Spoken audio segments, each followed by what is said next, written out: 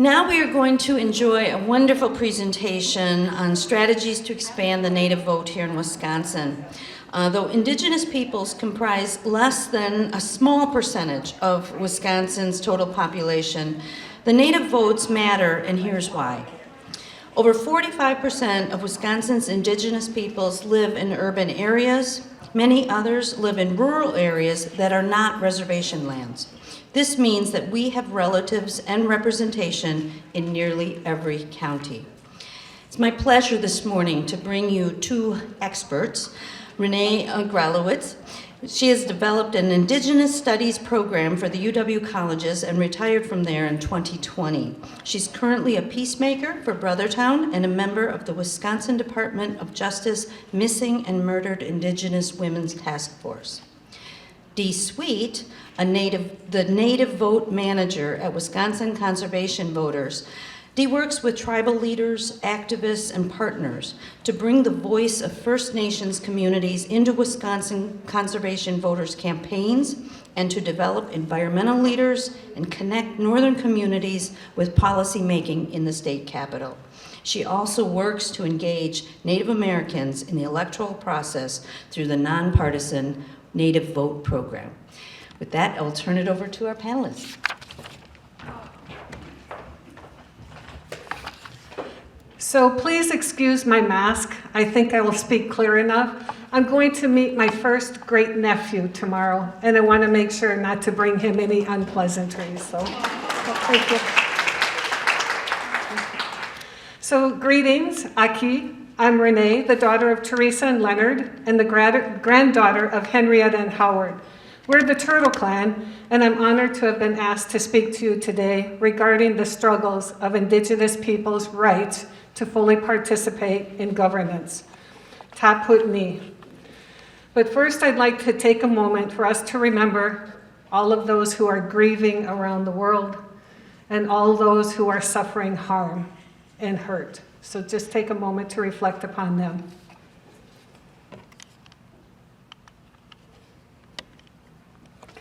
Needless to say, when Europeans happened upon Turtle Island, they did not ask permission, yet they made themselves at home. The Europeans saw many independent nations and established government relationships with them, well, sort of. The European mindset was based on manifest destiny and the patriarchy. They literally could not see government or leadership structures that were based on consensus and balance regardless of gender.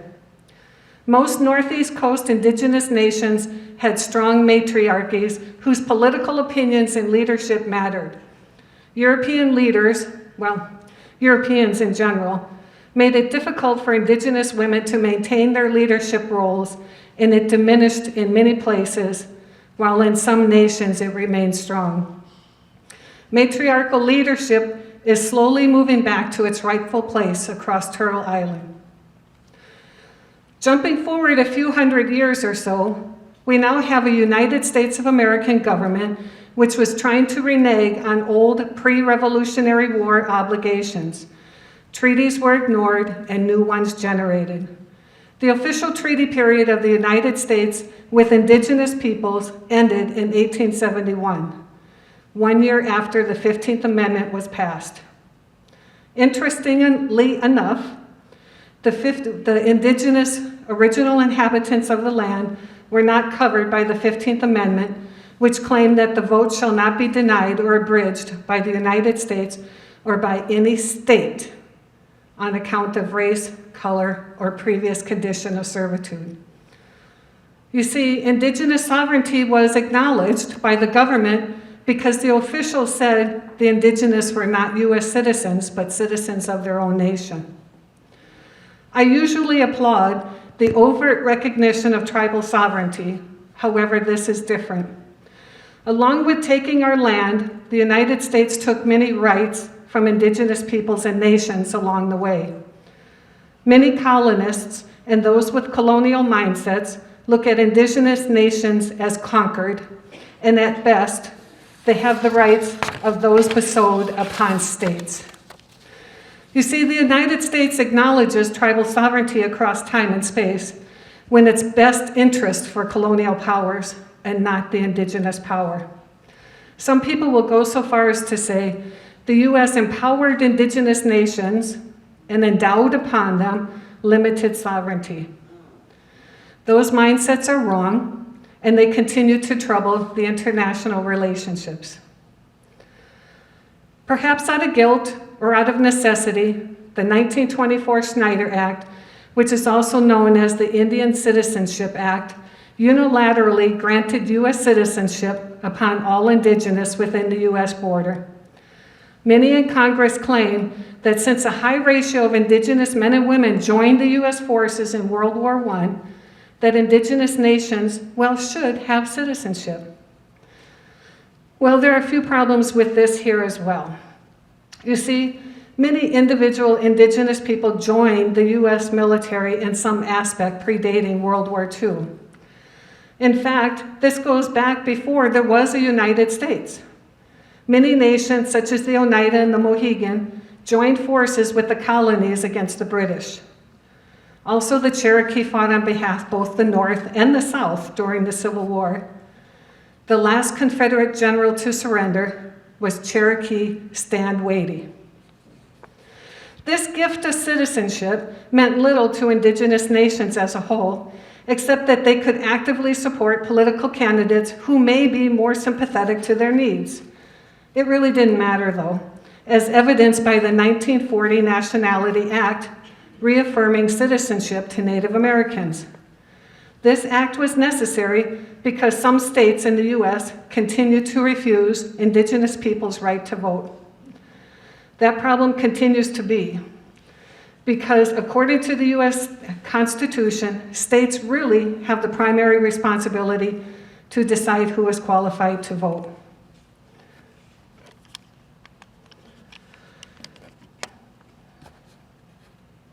This slide here shows a few milestones regarding the ability of indigenous to actually cast a vote.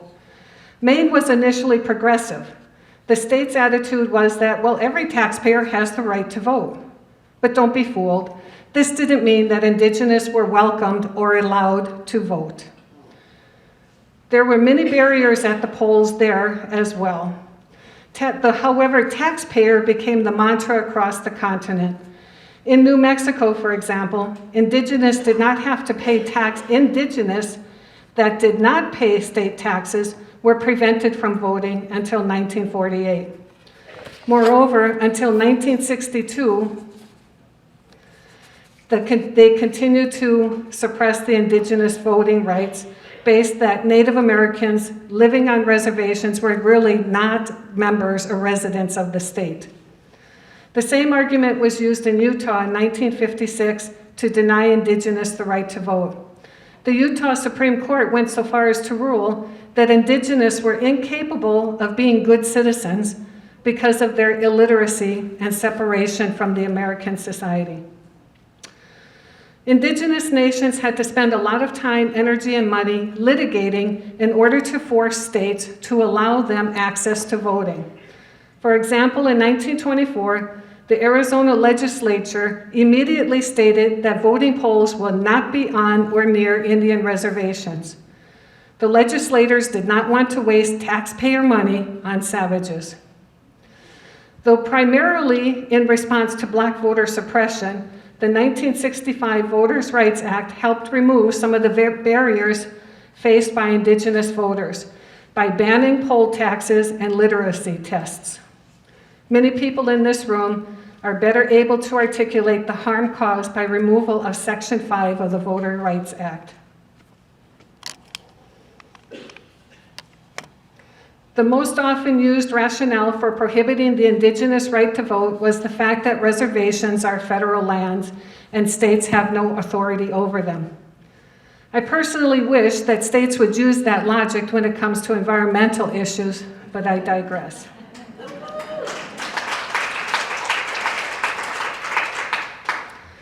Once forced, after years of litigation, some state legislators, like Arizona, decided, well, okay, the indigenous can vote, but only for federal positions, not state or local.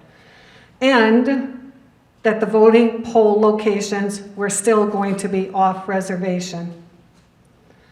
Additionally, another often cited reason found in literature regarding Arizona, New Mexico, and North Dakota was population size. It seems that there were darn too many Indians out there, and if they voted, it would sway the election. North Dakota's legislators thought that voting rights should be limited to free white men for many decades. Here's a story. A Navajo grandmother who voted in previous elections was turned down in 2004 because she did not have a voter ID. She tried several times on her own to obtain an Arizona ID, but had little success because, number one, she was born at home in the Hogan. Number two, the boarding school changed her Navajo name to an English one, which meant it did not match the birth certificate. And number three, she lived in a modest home on the Navajo reservation without electricity and running water. She was embarrassed and devastated to have been turned away from the polls for not having an ID.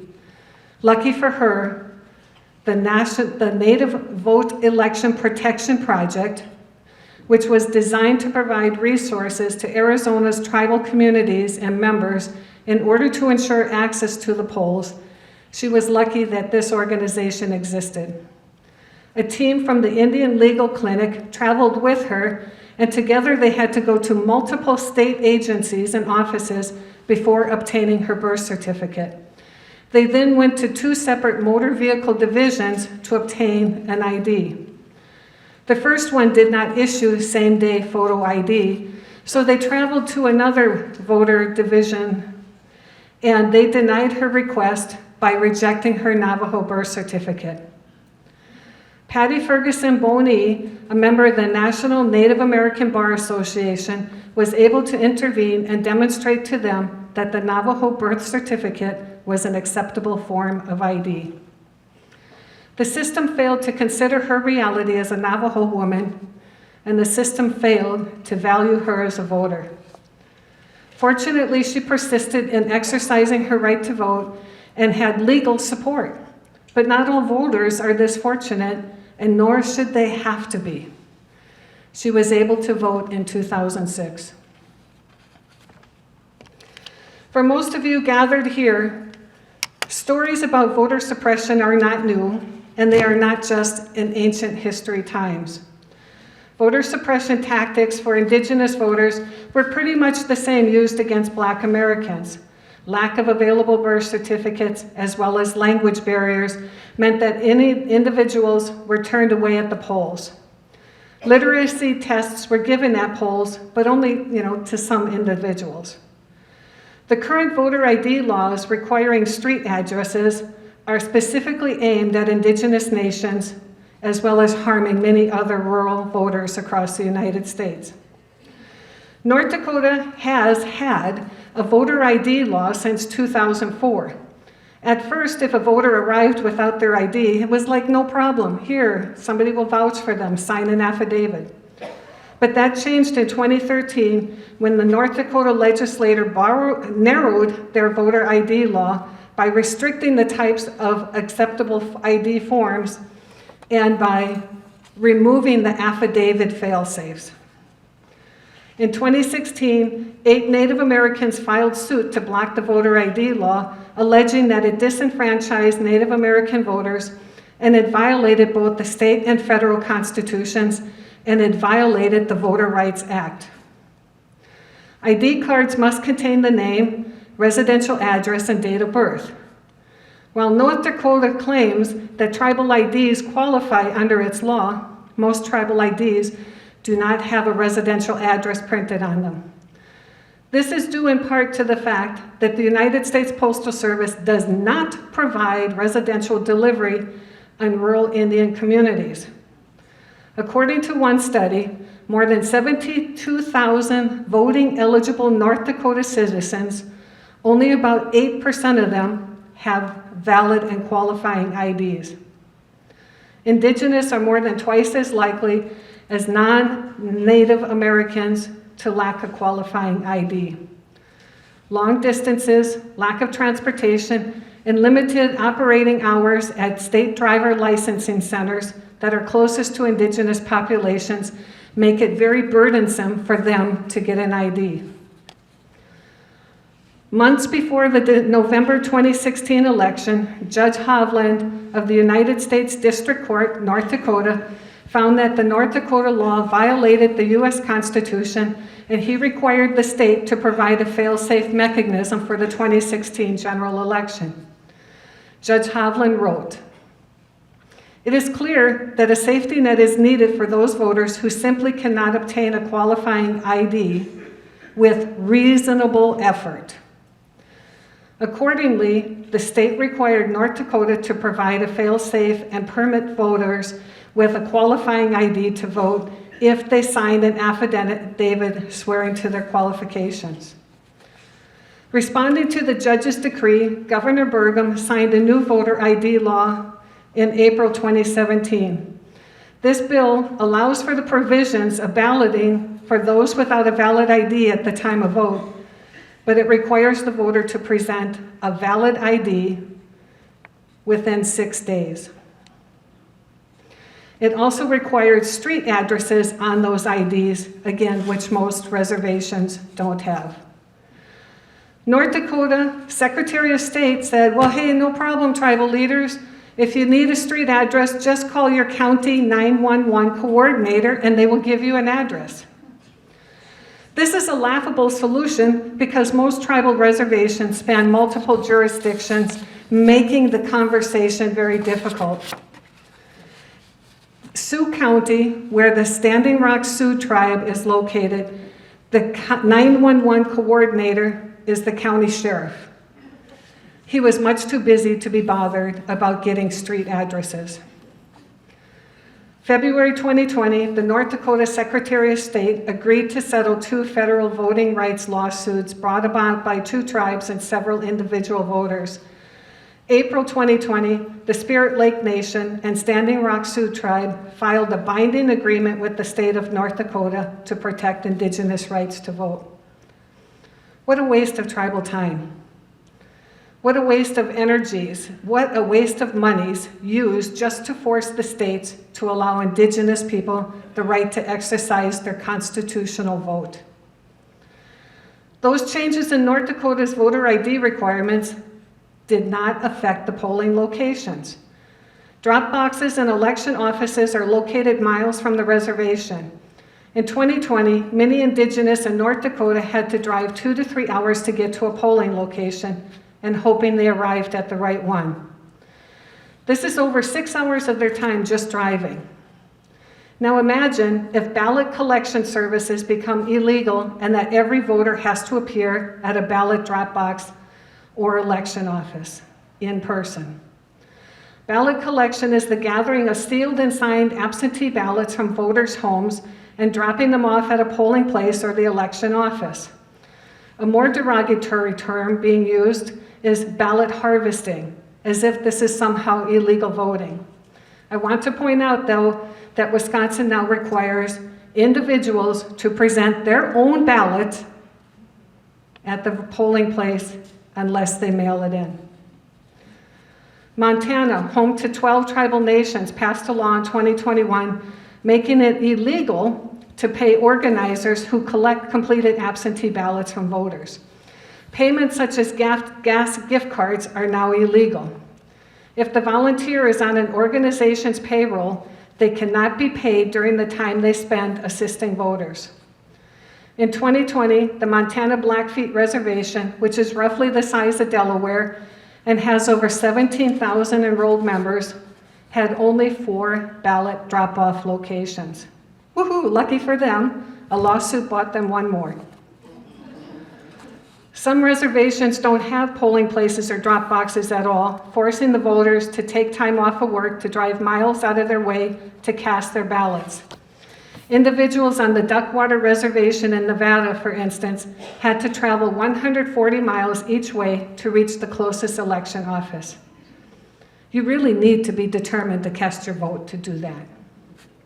Okay, so why don't Indigenous on reservations just get an absentee ballot and mail it back?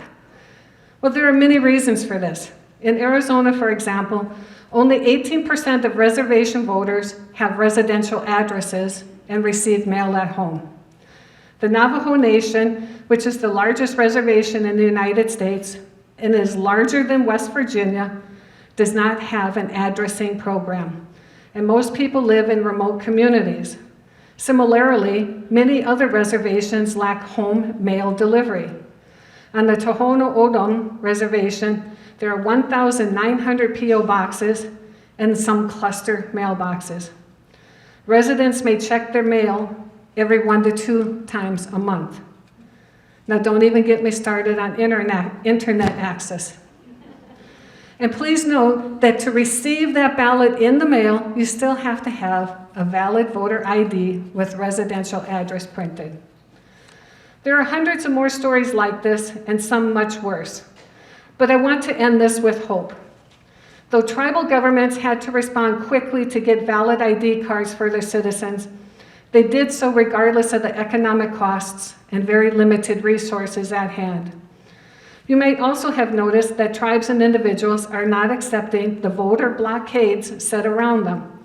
They are fighting back through court systems and through their elected officials. There are more Indigenous elected officials across Turtle Island than ever before. Not just elected tribal officials, but now many hold town, county, city, state, and federal elected offices. From school boards to congressional districts, Native Americans across Arizona made it onto the ballot, and many of them won their election. There were 14 Native American candidates up for election in 2020, and 11 of them won. 4 ran for seats in the Arizona House of Representatives, 4 ran for seats in Arizona State Senate, 3 ran for seats on County Board of Supervisors, and 3 other candidates ran for a school board seat, Justice of the Peace, and County Records Office. There is always hope. Taputni.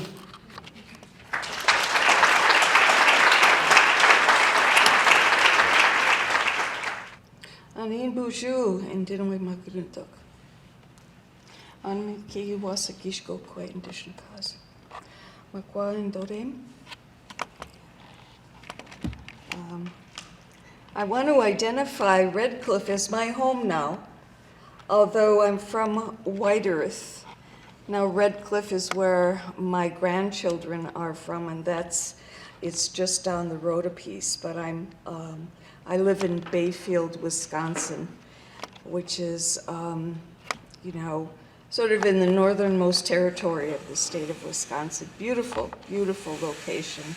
And I live across the street from the greatest lake, Lake Superior. And as I mentioned in a small group this morning, it is the largest body of fresh water by surface area in the world. So it's especially precious to our Native people of that region. So today I'm going to be presenting on building a buzz in Indian country, and my presentation is taking a different tact. Our beloved friend Dr. Renee is an academic, and we won't hold that against her, right? But she knows how to quote her sources and give us solid information. But I'm going to be speaking as a sort of a grassroots community organizer, and give you some of the information that give you an idea of what me and my organizers got involved with in 2020, and an idea of what we're going to be doing in 2022. So that will, just some examples of what you might be able to do in your communities, the communities that you'll be working in. So, our our hashtag was Skovoten. The words Skoden or Studis are words that are common to us in Indian country. Skoden is let's go then, or Studis is let's do this. So Skovoten is let's go vote then. And that was, sort of a national term that Indian people just sort of gravitated towards. So that was a lot of fun to see that term, on T-shirts and on baseball caps and in social media. So that in and of itself carried a sort of familiarity for Native people, and that was a lot of fun. I want to also just a humble brag here in saying that in 2020, Wisconsin Native Vote, really turned out at the polls tribal voters to the degree that our record numbers caught the attention of, national media such as the Washington Post and the New York Times. And as a matter of fact, I was interviewed by a daily in Japan. I can't remember the name of it, but it had pretty healthy circulation, and that was kind of astounding. But there was a lot of attention kind of focusing on the state of Wisconsin, obviously, but also, the impact that Native voters had. I mean, we were a sort of a reliable progressive bloc in Wisconsin. So, they were paying attention to, the different counties that had considerable populations of Native voters. And sure enough, in virtually every county that Wisconsin Native Vote was organizing and registering votes and sort of motivating voters to show up at the polls, we were able to produce an increase in voter turnout. And as a matter of fact, in Red Cliff, I know Anne Chartier will, object to me saying this, but I love Red Cliff, right? But little raggedy Red Cliff turned out a 28% increase in voter turnout. Yeah, that's it exactly. And you know what? They have, they face some pretty brutal economic, challenges as well as sociocultural situations that are pretty tough. I mean, they have an opioid epidemic that is, totaling out the youth population. They have challenges of domestic violence, right? And there is, they also have been affected by murdered and missing Indigenous women, girls, and two-spirited people. So given that situation, we were able to, work with tribal leadership and also the community at large and talk to them about the issues that they are concerned with and affect that idea that there is a reason, a really good reason, to have your voices heard in Washington. We saw activities that we embarked upon at Wisconsin Native Vote that were very likely that contributed to this success. And one of them, and I want you to think about this for 2022 and 2024 and from here on into the future, and it's called Food for Thought. And we used this theme for our listening sessions. Mostly because, I don't know about what it's like in your communities, but you can't get Indians to come out unless you have food, right? I mean, they just, forget about it. You're not going to feed me. I got better things to do. So, we cooked up a big pot of chili and a pile of fry bread, and people turned out. And we didn't just, lay back and host a passive listening session. We put together, a list of questions asking them, what has been your experience? If you vote, what has been your experience in terms of, updating your voter file, being able to, make sure that you have registered, or when you go to the polling station. And we learned about, their experiences, whether it was good or bad, and what we could do about that.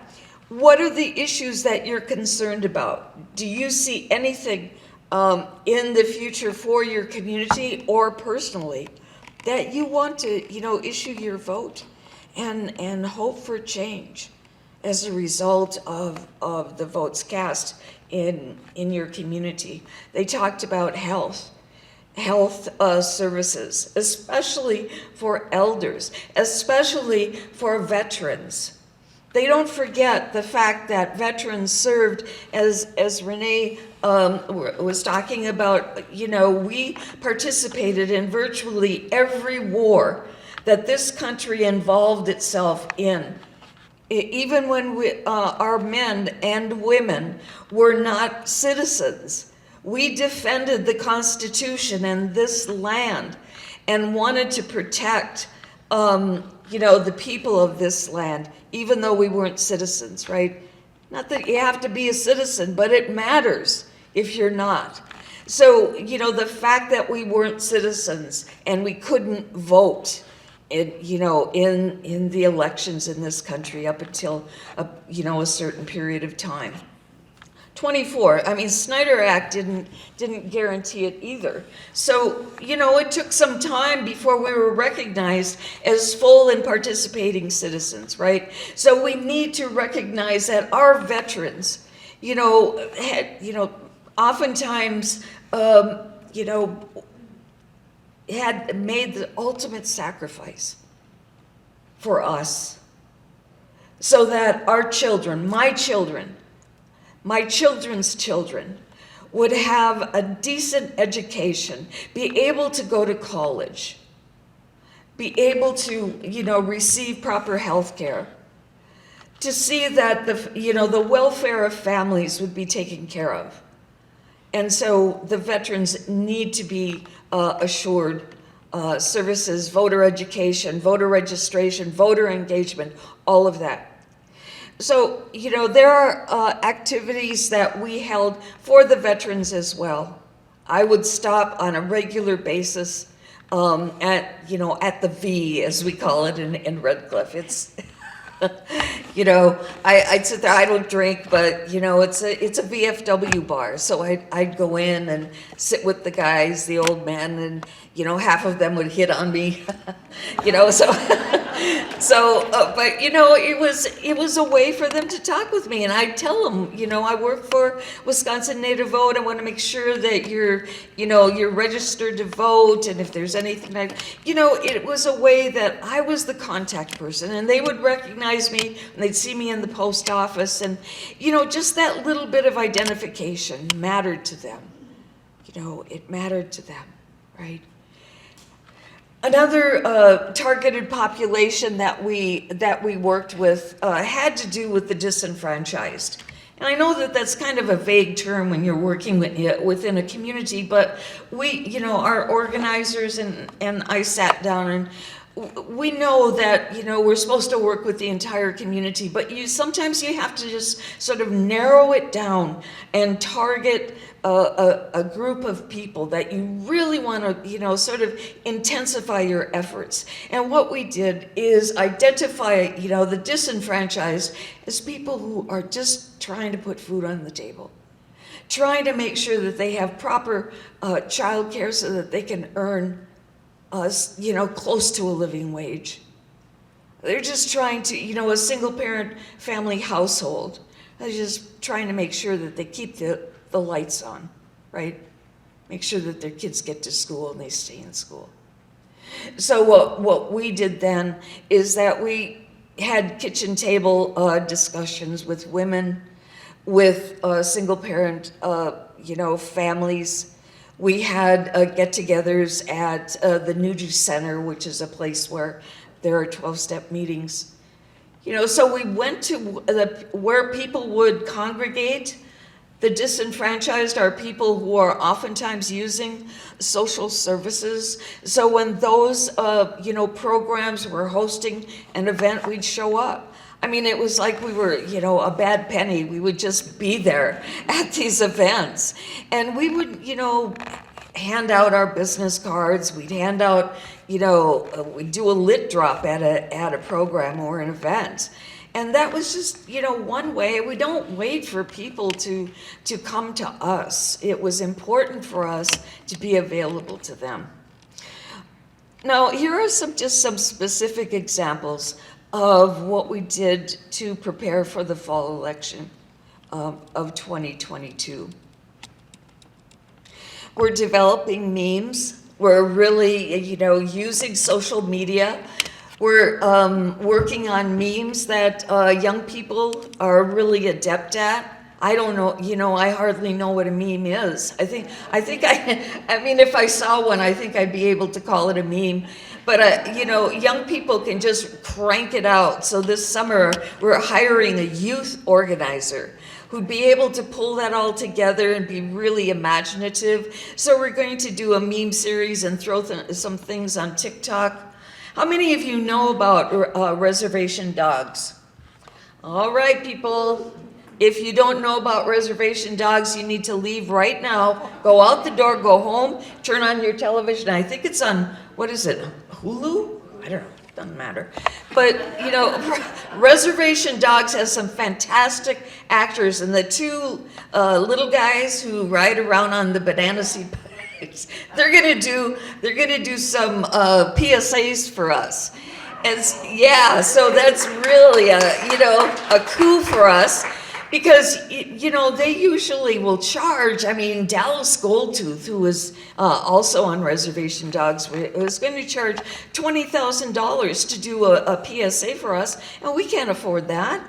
So these two little guys who are going to be performing at the North Star Casino are just going to do something goofy for us, and it'll be fun, and we'll get some, recognition. Well, we won't. I mean, the two actors will.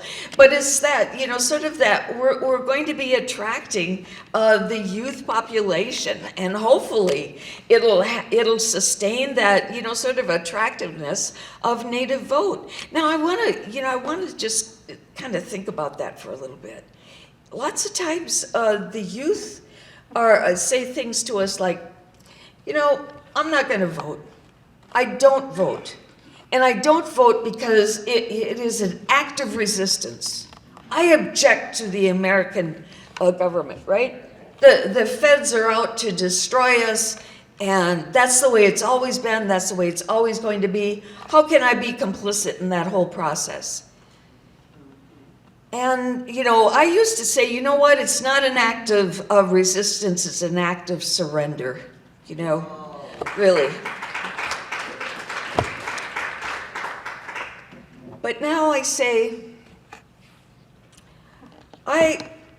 my great-great-great-grandfather, George Washington Sweet, wanted to make sure that the president knew about the Minnesota Indian Wars, and he wrote letters, dozens of letters to the president. He used his voice to make sure that the president knew what was going on in Minnesota, that there was absolute turmoil and chaos and destruction, and people were dying. George Arthur Sweet put together, his grandson, George Arthur Sweet, put together the first Native American published newspaper on the White Earth Reservation. So both of them are really good examples of using your voice, making sure that your ideas, your concerns, your objections are heard. And that was important to me, and that's one of the reasons I became a writer. But you know what, young man? I understand that you're exercising a right too. I'm not going to demand, I'm not going to make you, I'm not going to, rank you because you're not going to vote. But here's what I ask, that you continue to serve your community. I know that you coach the lacrosse teams. I know that you come out and you pick up the kids so that they can play lacrosse, and that's important too. You see, maybe I'm granting him the right to not vote, and that's okay because it's temporary. because he's going to be working for me, right? He's going to be volunteering. And that's the beginning of a conversation. So I'm not done with him yet. That's all I'm saying, right? So in 2020, the day of election, we had an all-day radio show. And our field organizers would call in and do updates. We've had a sighting, we've had a Native Vote mask, right? And we saw T-shirts, and we'd see people, having little water bottles out of our swag bag. And we were all so excited. And so we would report back to Wade Fernandez on the Menominee Reservation, right? And Wade would be so excited for us, and he would be telling people, hurry up, get out to vote. And one of the council members, Joey Awanape, came in, and he was describing how he was so excited to vote, and he was encouraging his Menominee brothers and sisters to get to the polls. And when a leader, makes that plea to his tribal members, that matters. That means something. That really does. I mean, I don't know. I can't emphasize how that impacts a community member. Joey Awanape, who's very traditional. And, he made that effort to get up early, cook himself a big old breakfast, get ready to go to the polls. And he said, when I got there, there must have been 5 or 6 res dogs running around, pulling around a big old bone from a deer or whatnot. I don't know what it was. And he says, you know what that is? That's voter intimidation. But he had a sense of humor. I don't know if it was true or not. But I guess the point is that Joey Awanape made it a priority that day to not only vote, but to encourage his people, especially the young people, to get out there and vote. How much time does it take, really? But it is a monumental kind of effort that you make for your community. You don't just vote for yourself. You vote for your community. So that 12-hour radio show with music, with interviews, with updates, with reports from the field was just a grand event, and we all had such a great time, especially when the reports came in with the results. So that was very cool. We had use of the casino marquees, different messages to get out the vote. And that was, I don't know if we were supposed to be able to do that, but we did. It's better to ask for forgiveness than it is permission. So that was really nice that the casinos cooperated with us. It was a Menominee Casino, Stockbridge, and Red Cliff. We also had a billboard campaign, and what was cool about that is that we selected Princess Vili, and we had a beautiful young lady, a fancy shawl dancer on the billboard. How many times do you see a positive image of Native people? And we had people who took pictures of it with their phone and sent it to us and said, oh, this is so cool. People felt so proud and so grateful to see that beautiful image. And it not only inspired them to vote, but it inspired them to share it with other people outside of the state of Wisconsin. So that billboard campaign, it cost us a lot of money. One billboard can cost you upwards of between $5,000 and $7,000 a month, right? So it's pretty pricey, but it is worth it, and it got people out. It really did. It got people out to vote. We had so much going on. We had flyers. I know a League of Women Voters inserts flyers at the commode shop in tribal communities. Don't you? Yeah. So we do that too. We also put them in prescription bags. Right, so information about, the dates of elections, what you need to bring with you, that's critical information. And if you get sent home because you don't have your act together, that's discouraging. It's also embarrassing. It's, here you are, a functioning adult, and you don't know what you need to bring with you to the polls. That is embarrassing. I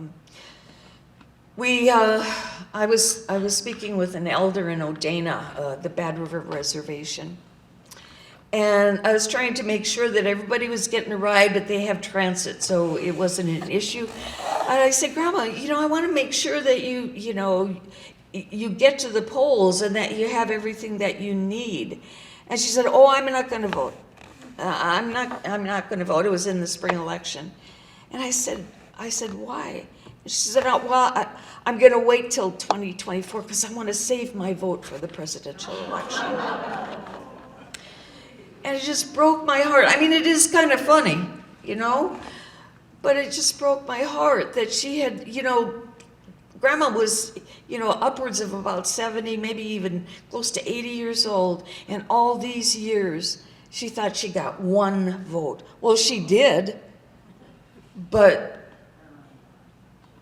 she got one vote. So, it's that kind of misinformation. For whatever reason, she had thought that for so many years. Another person, a field organizer, reported back that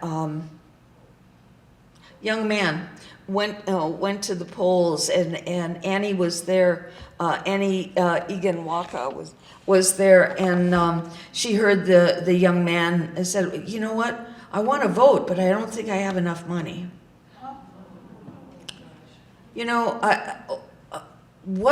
How does our society transmit that information that in order to vote, you got to have money?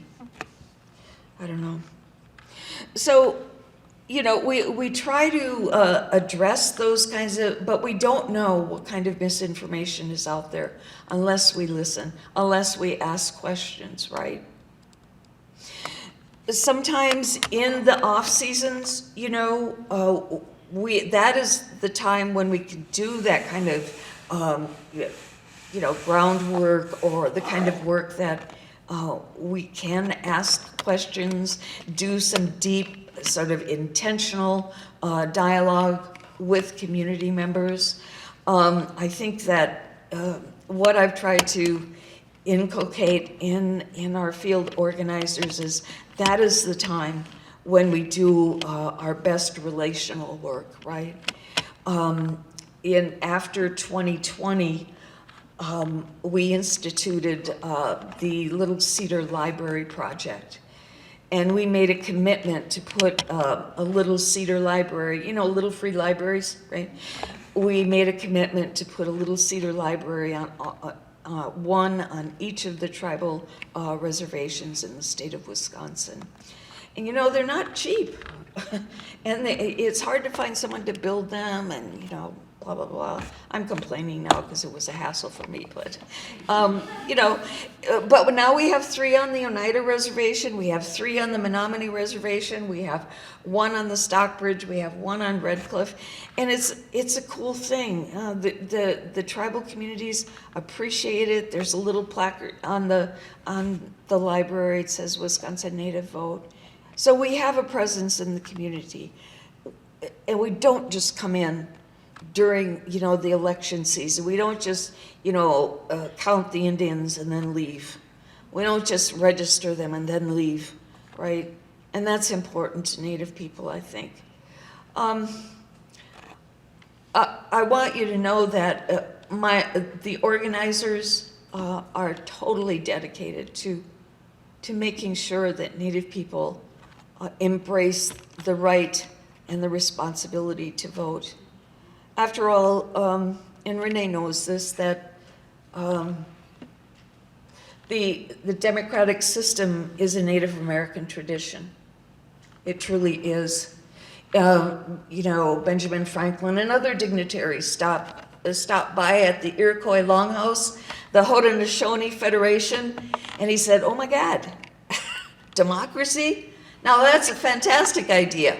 Let's do this. Let's do this until, we think of another better idea, and we haven't yet." Miigwech. Thank you very much.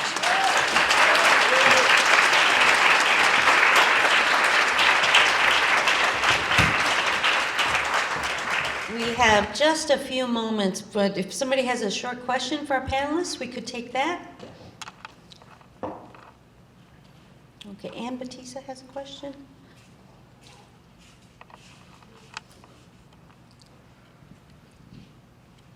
Thank you.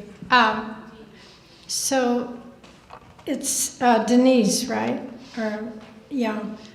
You said your great-great-great-grandfather, I believe, wrote to President Lincoln, I assume, Yeah. in the 1862 Mankato uprising after the the Native Americans there didn't receive the allotments, and so Lincoln ended up executing 38 Native Americans, but spared 265 who were all going to be killed together.